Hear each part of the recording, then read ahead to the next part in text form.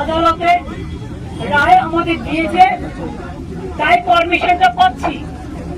আমরা আস্তে আস্তে দেখলাম অনেক পলিটিক্যাল পার্টি মিটিং বিভিন্ন মোড়ে মোড়ে হচ্ছে, তাদের পারমিশন দেওয়া যায়, শুধুমাত্র মমতা ব্যানার্জিকে পারমিশন দেওয়া যায় না, আর অল ইন্ডিয়া তৃণমূল কংগ্রেসকে পারমিশন দেওয়া যায় না। এটা কোন ধরনের রাজনীতি?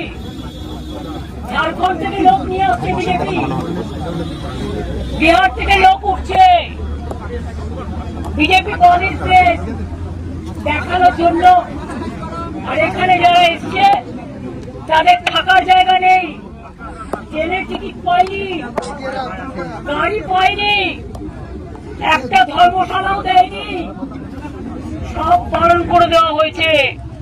তবুও তারা এসছে প্রাণের টানে, হৃদয়ের টানে।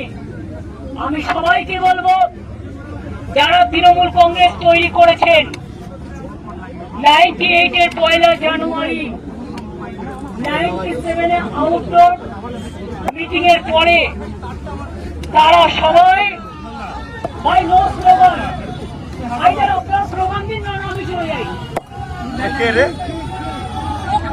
আমাদেরকে স্লোগান দিতে বলেছি। আমি যে কথা বলছিলাম মাইকে শুনতে পাচ্ছি না, আসলে মাইকের একটা আমাদের ভুল হয়ে গেছে। ছিল এত ঝামেলার মধ্যে, আর পুলিশ কথায় কথায় এত ব্যারিকেড করছে যে এরা মাথা ঠান্ডা করে কাজটা পর্যন্ত ঠিক মতো করতে পারছে না। তা সত্ত্বেও আমি তাদের ধন্যবাদ জানাচ্ছি যে তারা করছেন। আমি আপনাদের বলবো, যদি চিৎকার করেন আমি কিন্তু স্টপ করে দেবো, কারণ আমার কিন্তু কোনো আপনাদের কাছে কথা বলার কোনো দায়বদ্ধতা নেই, আমি বলিও না আজকাল।